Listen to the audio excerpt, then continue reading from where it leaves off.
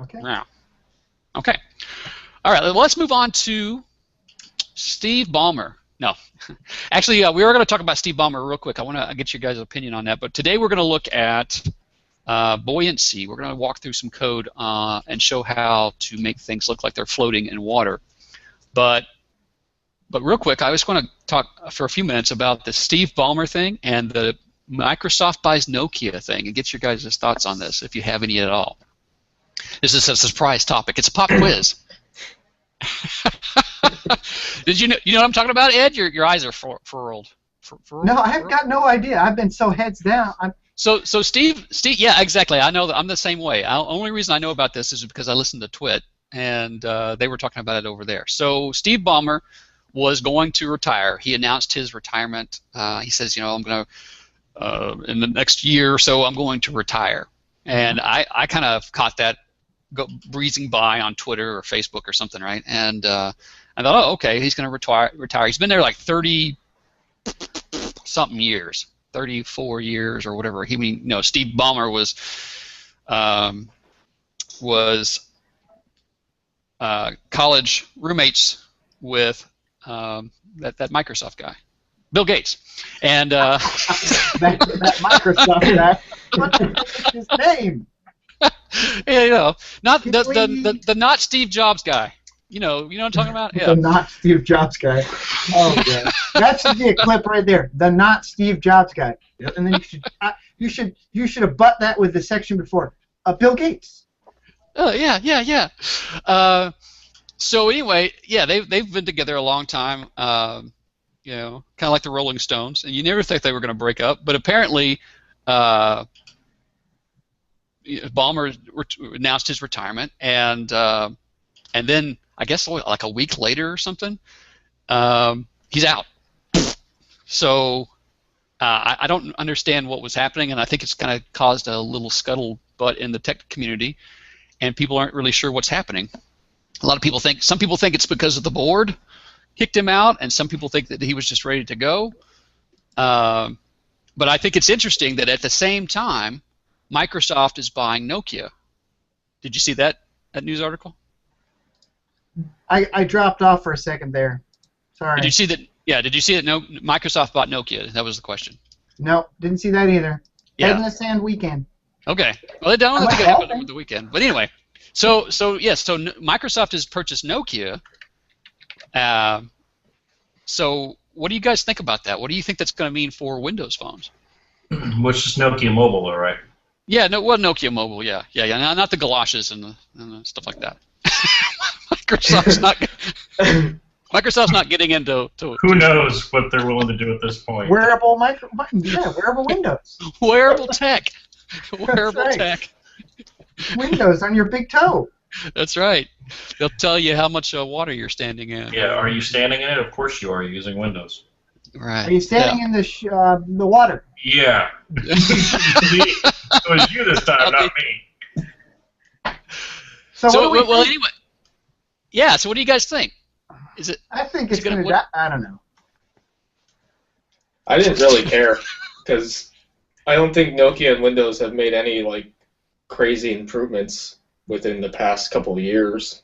So I don't know. I actually stopped. I used to love Windows and everything about it, and then I got into Mac, and that was the end of that. So you broke up with it?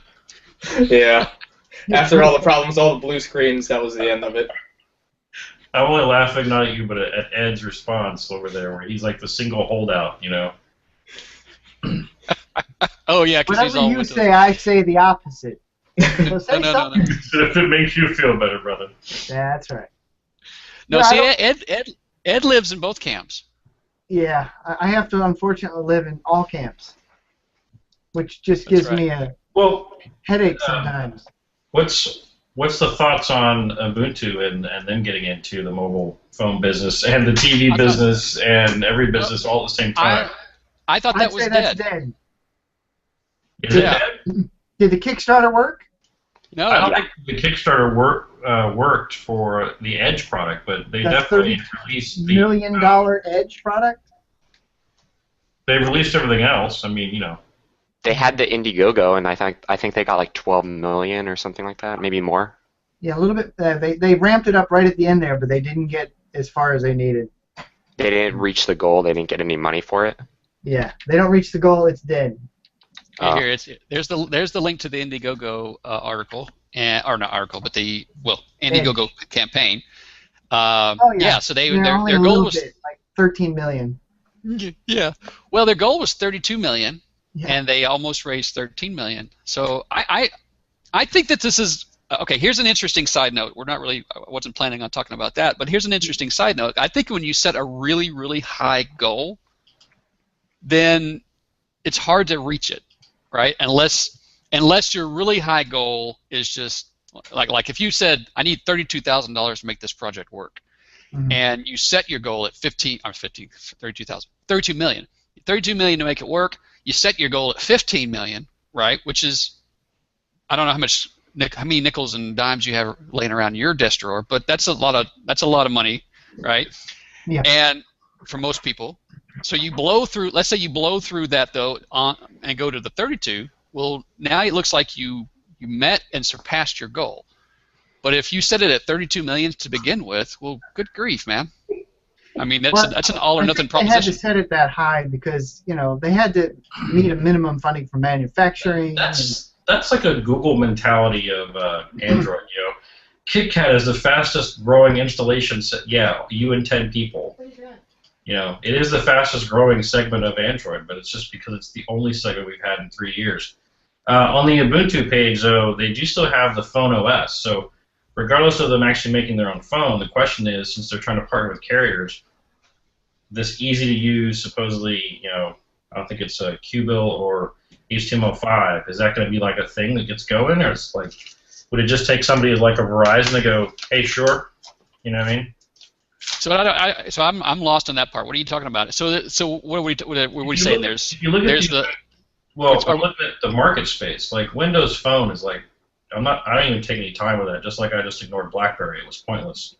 But they have a marketplace already in place for the Ubuntu desktop, and although it may be a small market, they're looking to aggressively put the phone out there, and it doesn't have to be the Ubuntu Edge phone you're talking about. It can be any phone that wants to run this software, right? But it's still Ubuntu. They already have a tablet. They're looking at a TV, and it all runs part of the same app ecosystem because it's all Ubuntu underneath. But don't you think that's part of the conversation though? When the reason they wanted to come up with their own phone was so that they could ensure that people would run their OS, which is the same reason that Microsoft is buying Nokia, because they need to ensure that somebody will run Windows. Yeah. Well, okay. So do we think that Nokia they're suddenly going to put Windows on those devices?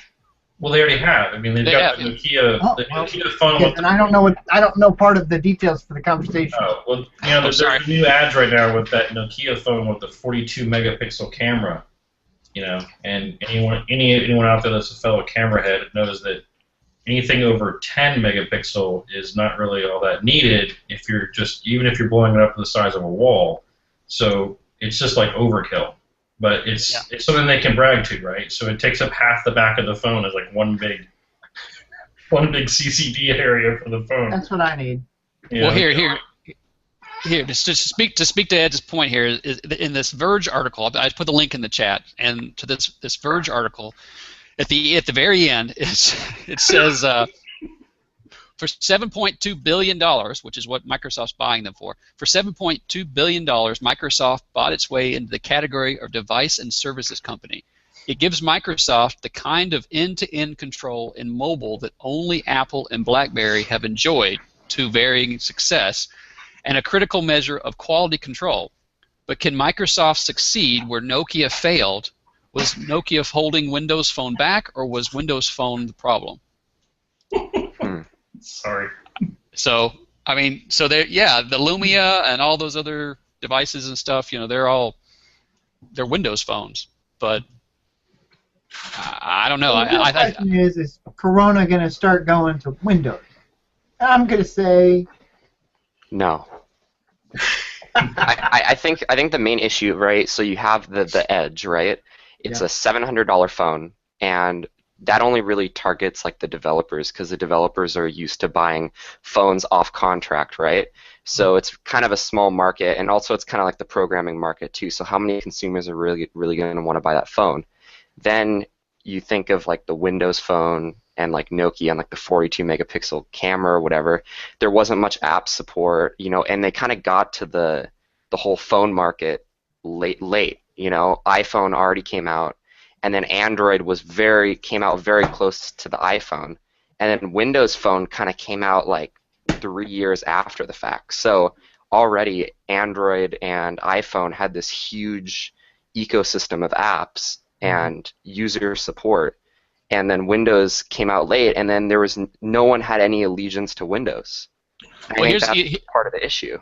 Here's the reason that Microsoft's having a hard time, and if you look at the space, Microsoft was actually. I know what you're saying for them being late, but if you go back and look, they were actually early, because they were Pocket PC back in the day, and you had Windows, but they were following the Windows model of having to hit the start menu and then having a drop down, and it was the drop down model and not the touch model, right? And so what's really crazy is that Microsoft's been in the mobile space for a really long time, longer than iPhones and Android and all that kind of stuff like that. So they should completely own the mobile space. But the technology improved though, right? The data connectivity, the 3G, all that, and then all of a sudden, wasn't iPhone? If I'm not mistaken, wasn't iPhone like the first phone to support like 3G data connectivity? Or that's no? that's what I'm saying is they've had the opportunity to be there all along, right? They're just now buying Nokia and becoming a phone manufacturer, you know, sort of thing.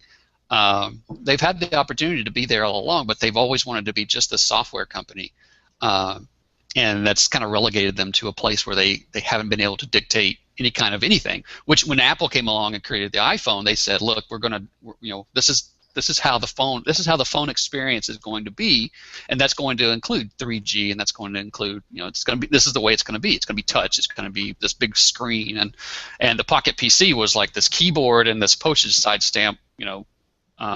Screen. Yeah, I remember that. You know, all that stuff. So it was like, I don't know. They've been. I guess what I'm trying to say is they've been there the whole time. It's just they haven't been able to get it together. And it was marketed to the wrong people. It was marketed to only business-oriented people, right? It wasn't really marketed to the consumer, where the iPhone was like, everyone can use it, you know? Right. Yeah. Yeah. Exactly. Yeah, there was. I mean, there's factors. You're right. There's technology factors that were in play, but yeah, Microsoft has been there. They've been in that space for a long time, and the fact that they haven't been able to get it together is telling. You know, it's very telling. So I would say, okay. So the other tidbit before we move on is that when Steve Ballmer started out as CEO of the company, and I'm taking this again from a different. I think that maybe that same article that I put in the chat or a different one. When it started out, the market valuation of the company was like $669 billion. I mean, something crazy, right? And now it's like $229 billion or something like that, right? So, so unfortunately, this is how you know. Steve Ballmer is being measured right now, as you know, all these conversations about what his CEO, you know, how well he did as a CEO. So, you know, I don't know. Hopefully he'll be remembered for being one of the early guys in Microsoft who helped build an entire industry.